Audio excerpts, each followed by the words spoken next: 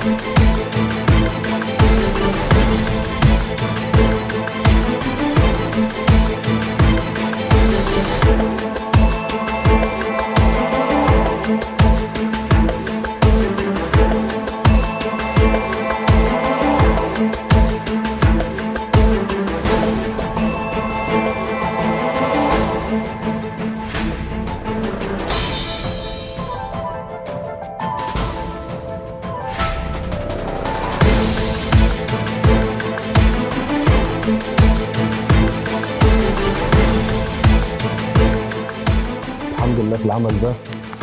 شغال معايا يعني صديق وعشرة بقى ورحلة الكفاح، أخويا وحبيبي المخرج إبراهيم الباشا، يعني صديق رحلة كفاح. وبصراحة يعني خلينا نقول من ضمن لا يشكر الناس لا يشكر الله.